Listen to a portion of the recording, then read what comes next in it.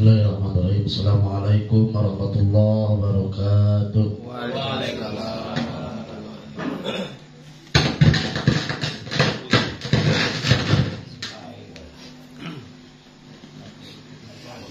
Tadi ganti.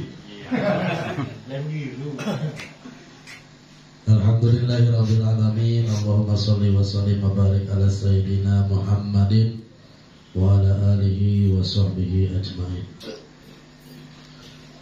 Pak Ketua RT 16 yang kami hormati, Bapak RT 04, Bapak Imam, Bapak Syara, Bapak Bilal, Bapak-bapak yang hadir pada kesempatan malam hari ini. Tanpa kami sebutkan satu persatu, mudah-mudahan kita semua diberikan rahmat oleh Allah Subhanahu wa Ta'ala. Wabil khusus tuan rumah yang kami muliakan, mudah-mudahan apa yang telah beliau berikan kepada kita semua dibalas oleh Allah dengan balasan yang berlipat ganda. Amin. Bapak jemaah yang dimuliakan Allah Subhanahu wa Ta'ala, pada kesempatan ini kami ingin membacakan beberapa hadis Nabi Muhammad SAW yang termaktub dalam kitab Nashihul Ibadah. Suatu ketika Rasulullah SAW sedang duduk bersama para sahabatnya di Masjid Nabawi. Kemudian Rasul bersabda, "Ana uhibbu bisalasati asya'a fi hadhihi dunya." Saya mencintai 3 perkara di dunia ini, kata Nabi. Apa yang Nabi sukai di dunia ini? Yang pertama adalah wangi-wangian. Jadi Nabi itu harum dan mencintai yang harum-harum. Bahkan wanginya Nabi itu dapat tercium beberapa kilometer. Kalau Nabi Muhammad SAW lewat, bekas wanginya itu masih nempel, masih melekat. Berbeda dengan kita.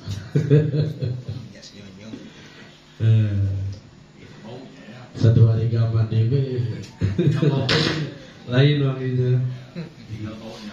Keringatnya Nabi itu wangi, sehingga para sahabat berebut ketika tetesan keringat Nabi mau jatuh ke tanah. Berebut para sahabat. Ludahnya wangi.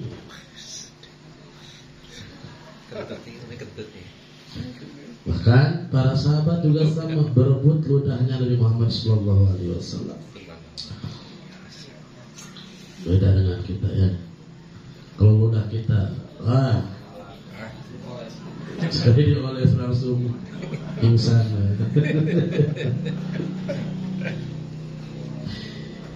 Maka Nabi juga menyukai wangi-wangian. Minimal kita sebagai umatnya, kita senang dengan yang wangi-wangi.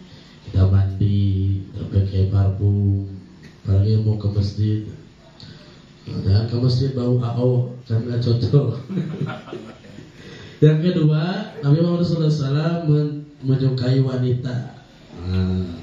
Salah satu tandanya Nabi suka kepada wanita, Nabi menikah.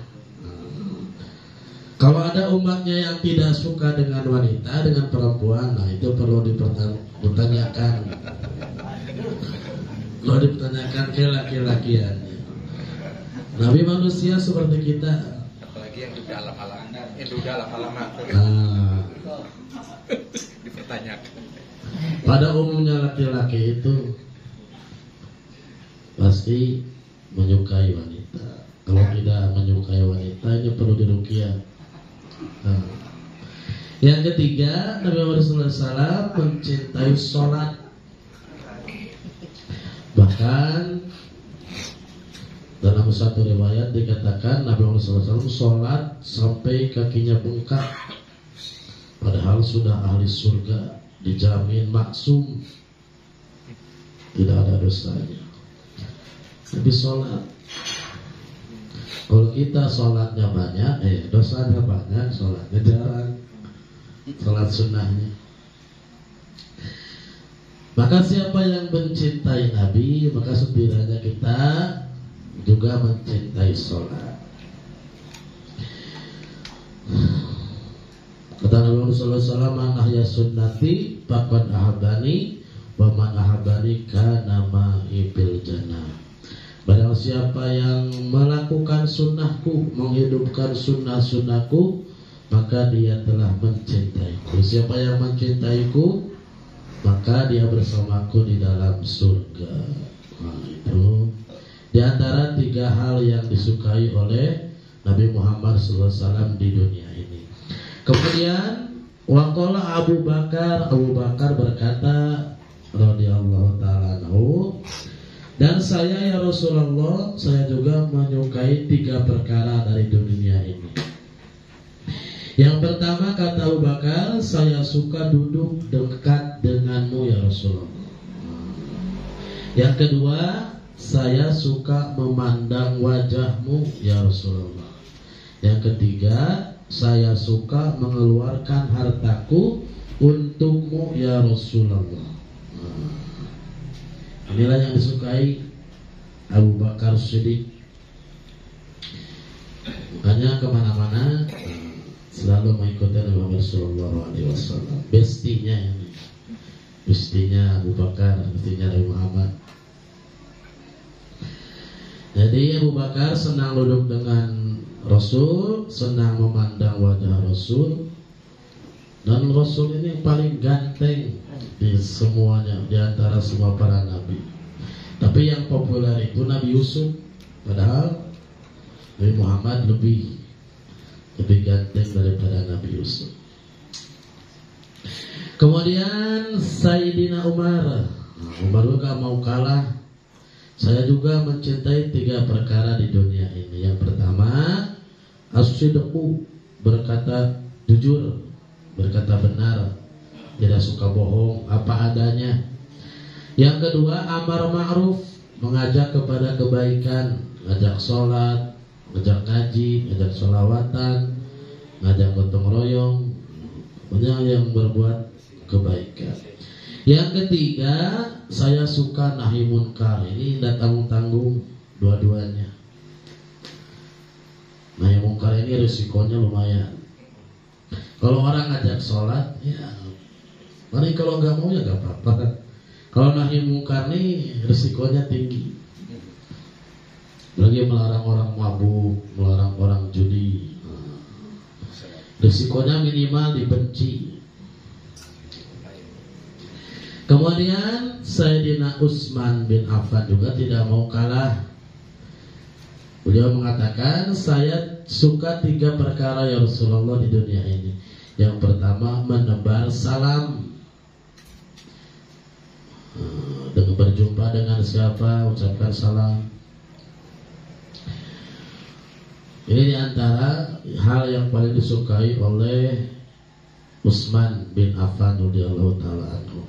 Yang kedua, memberi makan pada orang lain.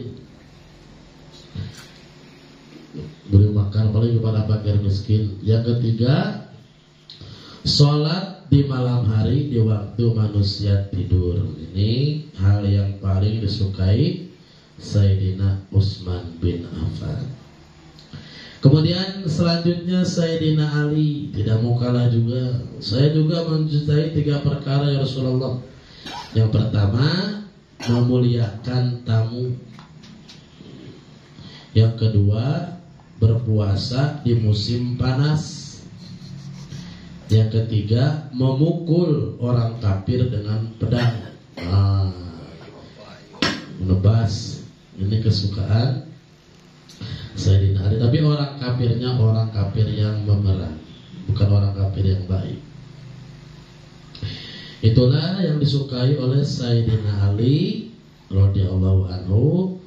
Suka memuliakan tamu, berpuasa di musim panas, dan menebas orang kafir dengan pedang. Nah, kemudian Abu Dzar Al-Ghifari, ini gak mau kalah sahabat Nabi. Saya juga suka 3 perkara Rasulullah. Yang pertama, saya suka lapar. Nah, ini senang lapar nih. Kalau kita enggak. Senang kenyang. Yang kedua, saya suka sakit. Senang dikasih sakit itu senang. Ini Abu Dzar. Yang ketiga, saya suka mati. Suka datang kematian. Kalau kita takut. Bahkan ada orang yang kena penyakit, nah, takut mati sampai tidur gak nyenyak, gak enak. Tapi sahabat Abu Dzar suka lapar, suka sakit, dan suka dengan kematian. Kemudian Rasul bertanya, kenapa demikian wahai Abu Dzar? Abu Dzar menjawab, aku suka lapar untuk melembutkan hatiku. Nah, jadi dengan berpuasa itu dapat melembutkan hati. Hati yang lembut itu mudah menerima nasihat, mudah menerima kebaikan. Yang kedua, aku suka sakit. Kenapa? Karena dengan sakit itu meringankan dosa-dosaku. Nah, jadi bila mana di antara kita ada yang sedang sakit, itu pertanda dosa-dosa sedang diringankan, diampuni oleh Allah apabila sabar. Yang ketiga, aku suka mati. Kenapa? Karena kalau mati aku dapat berjumpa dengan Tuhanku. Ini hebatnya Abu Dzar. Kemudian setelah itu dan turunlah malaikat Jibril alaihissalam. Dan saya berkata, saya juga suka 3 perkara ya Rasulullah. Wih, ini 3 perkara semua. Yang pertama kata malaikat Jibril, saya cinta kepada fakir miskin. Nah, berarti yang fakir miskin ini dicintai malaikat Jibril. Yang kedua, saya suka menyampaikan wahyu, senang menyampaikan wahyu. Yang ketiga, saya suka bersyukur. Walhamdulillahirabbil alamin. Kemudian setelah itu malaikat Jibril naik lagi ke langit dan tiba-tiba turun lagi. Dan malaikat Jibril berkata, sesungguhnya Allah Subhanahu wa taala mengucapkan salam kepada kalian semua. Dan Allah berkata, Allah suka di dunia ini pada 3 perkara. Yang pertama, hati yang selalu bersyukur. Nah, tinggal kita bertanya, kalau hati kita suka bersyukur, sedang bersyukur, berarti Allah sedang senang dengan kita. Yang kedua, lisanun dzakirun, lisan yang selalu zikir, selalu basah dengan zikir dimanapun, kapanpun, sedang apapun, selalu berzikir. Yang ketiga, yaitu diri yang sabar dalam ketaatan dan sabar dalam ujian. Itu yang dicintai Allah. Yang pertama, hati yang bersyukur. Yang kedua, lisan yang berzikir. Yang ketiga, diri atau tubuh atau badan seseorang yang sabar dalam melakukan ketaatan dan sabar akan ujian dari Allah Subhanahu wa taala. Itu 3 perkara yang disukai oleh Nabi dan para sahabatnya, juga disukai malaikat Jibril dan disukai oleh Allah Subhanahu wa taala. Mudah-mudahan menjadi motivasi kepada kita untuk senantiasa meningkatkan amal ibadah kita kepada Allah Subhanahu wa taala. Kami akhiri, wassalamualaikum warahmatullahi wabarakatuh.